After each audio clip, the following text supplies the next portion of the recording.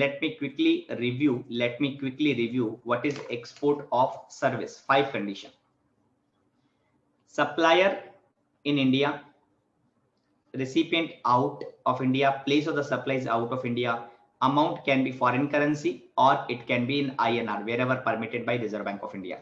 Relationship, it should not be the distinct person. Import of the services, only 3 condition. These 2 condition are not.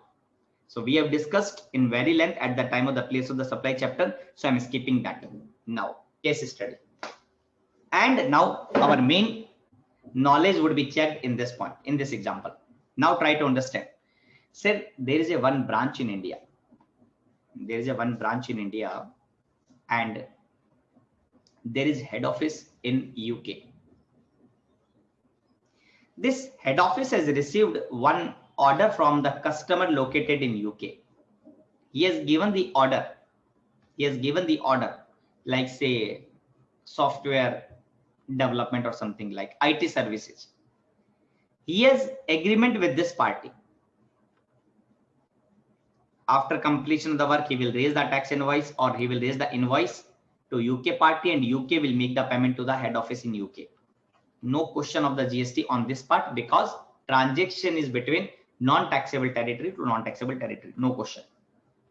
Now, to complete this service, they have again outsourced to their branch only.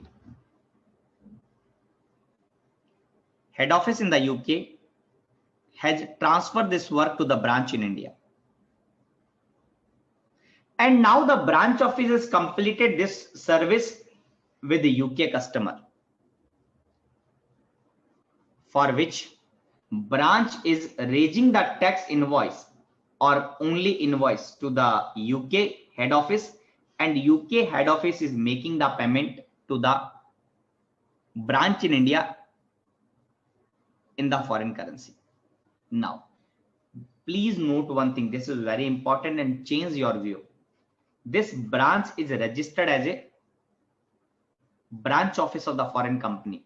This is not registered as a separate private limited company because there is a separate case study if the recipient is separately registered as a private limited company. Now for the time being, for this example, treat that this branch is registered as a branch office of the foreign company, not registered as a separate entity, separate private limited company. Now, my question is, when branch will raise the bill to the head office, will it be export of service? Question number 1.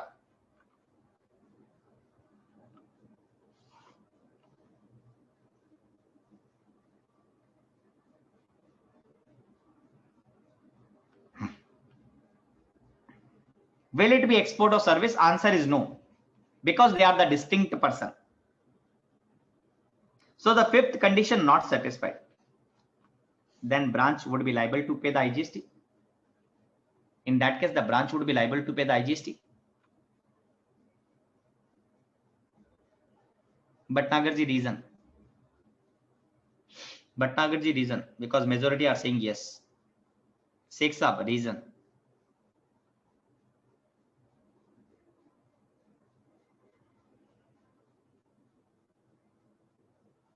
Reason.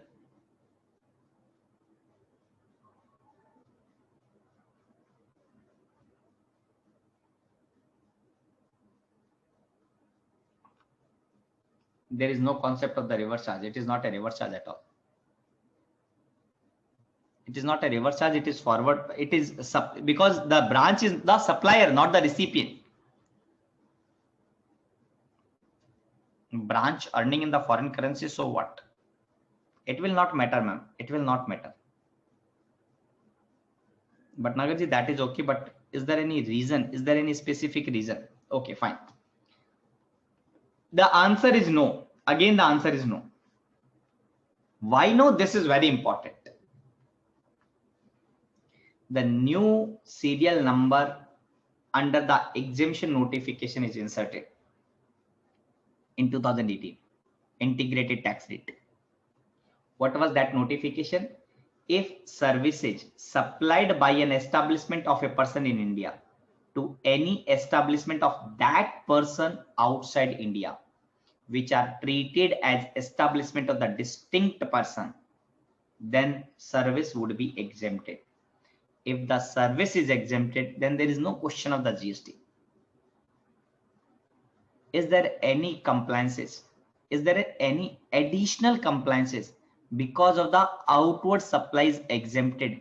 Is there any loss to the branch because the outward supplies exempted? Is there any loss to the branches? Yes. Yes. Any rule? Any rule? Any reference of the rule? Any reference of the rule?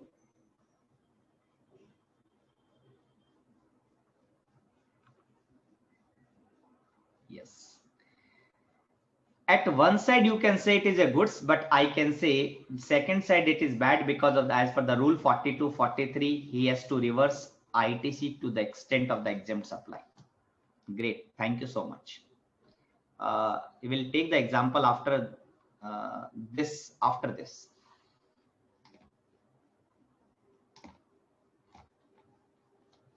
Now the same example, but now I'm saying that the recipient is branch is registered as a separate private limited company and they are providing the service to its holding company outside India. Now tell me, can it be said as an export of service? Can it be considered as an export of service?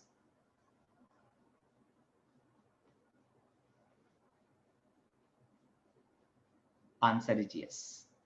Answer is yes. Subject to the litigation, it will be litigative matter. It is not so easy because the government will catch the point, the condition number 5. But it will be treated as an export of the services and recently in the service tax we have seen one judgment, similar type of the judgment. If subsidiary company is providing the service to its holding company separately registered as a private limited company, in that case that transaction would be export of service. So fine, duty free shop located at international airport, that will be treated as an export. Reverse that example. Reverse that example. Which example? Now, one second. Sequence is not correct. So this, one second.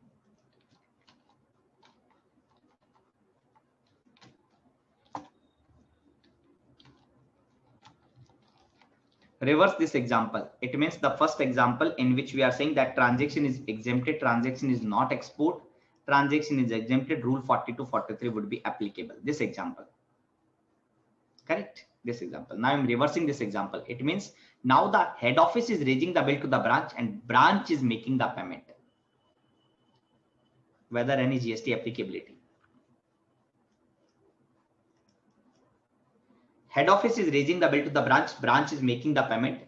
Will it be treated as an export of the service or import of the service or GST liability is there? Please give me the reply.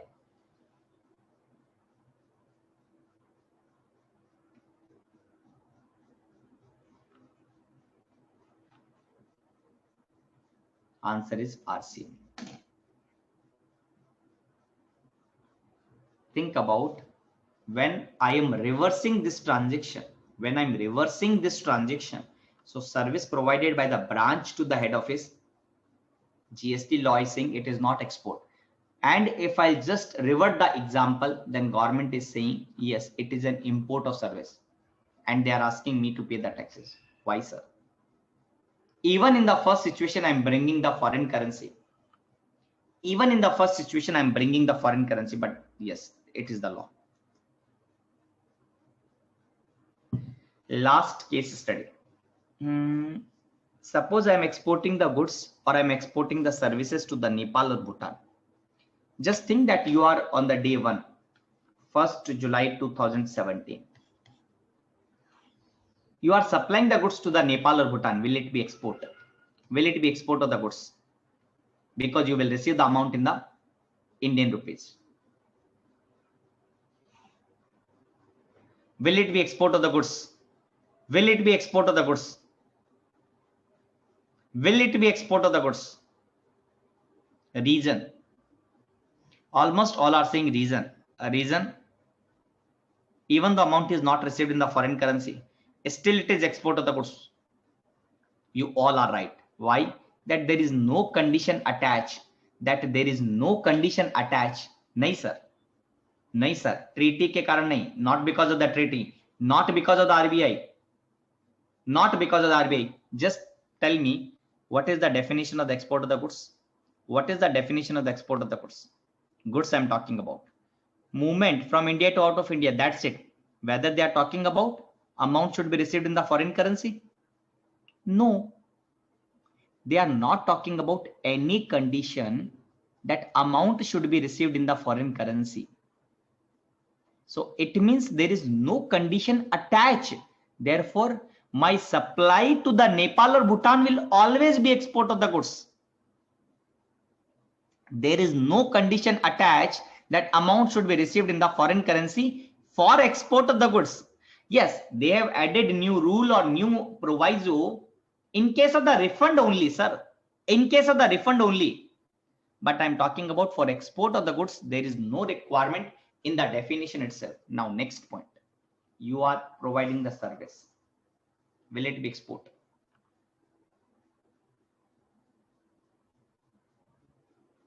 Utkarji, 1 minute. I'll come back to this point. I'll finish this example, then come back to this point. First point. Will this be supply of the service? Or will it be export of service?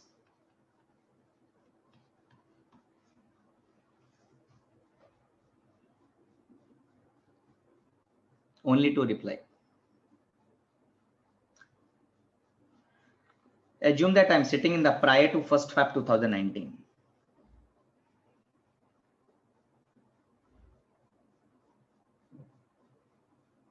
Will it be export of the service? Will it be export of service?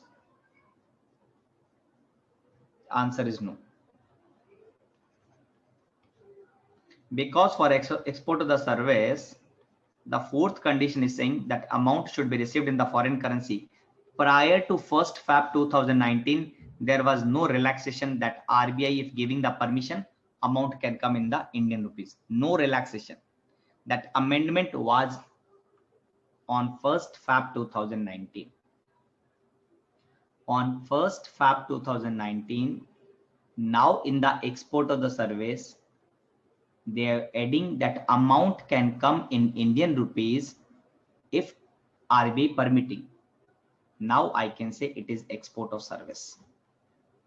Earlier it is not export of service. Now it is export of service. Prior to 1st Feb, after 1st Feb. Please tell me, this point is clear or not? This point is clear or not?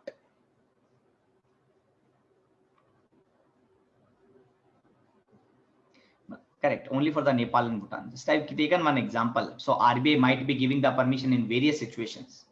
So I'm not remember that RBI circular in which situation they are permitting. But I have taken one case. I have taken one case.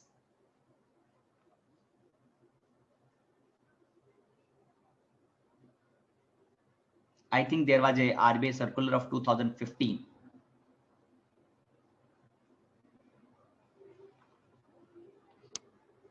Utkarji, you asked me that question. Sir, for export of the goods, what is the condition? Utkarji, you need to give me the reply. What is the condition for the export of the goods? Only one. Correct? Only one. What was that? Physical movement from India to out of India. Physical movement from India to out of India. If I am sending the goods to the Nepal or Bhutan, whether my condition is satisfied? Utkarji, whether my condition is satisfied? If the condition is satisfied, it will always be export. It will always be export. Whether amount is received in the foreign currency or amount is received the Indian rupees, doesn't matter. So that is the reason. If the transaction is in the goods, whether prior to 1st Feb or after 1st Feb, it will always be export. Okay, for Nepal, only one condition required. Not only for the Nepal and Bhutan, sir. Every country, sir. For export of the goods, there is only one condition. No, not only for the Nepal and Bhutan. Everywhere, sir. This is the one condition in the export of the goods definition.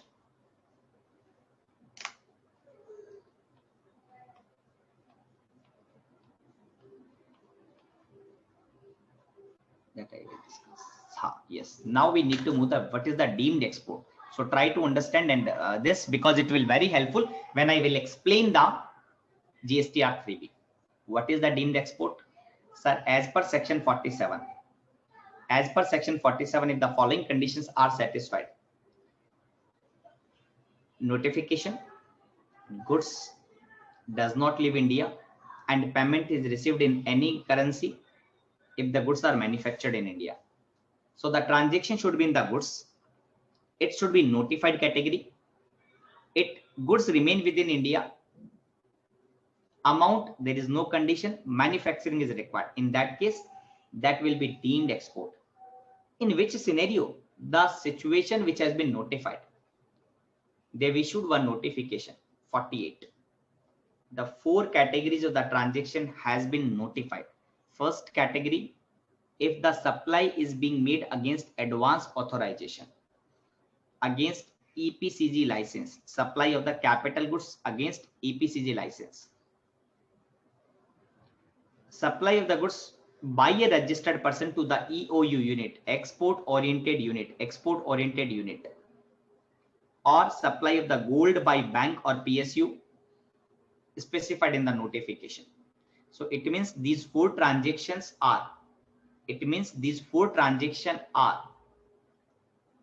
only deemed export. They are not leaving India. Goods are manufactured in India. Amount can be anything. Can be in any currency. Transaction should be either supply of the goods against advance authorization or capital goods against EPCG license, or supply of the goods to EOU unit, or supply of the gold by bank or PSU. In 4 categories of the transaction, we can say it is deemed export. Tell me one thing, whether deemed export is an export? Yes or no?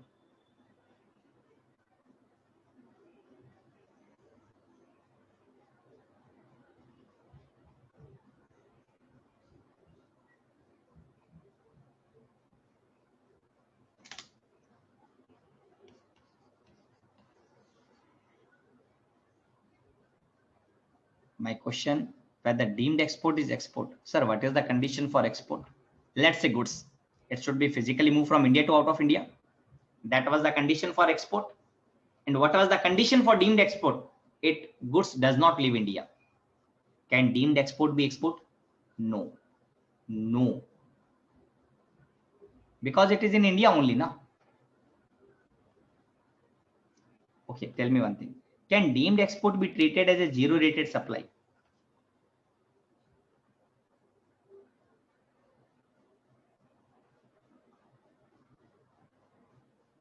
Can deemed export be treated as a zero rated supply? Absolutely correct. Answer is no. Why no? Only 2 transactions are zero rated, export and SEZ. Export and SEZ. But deemed export is not the export, not the SEZ. Therefore, not zero rated supplies. Last concept, merchant export. What is the merchant export?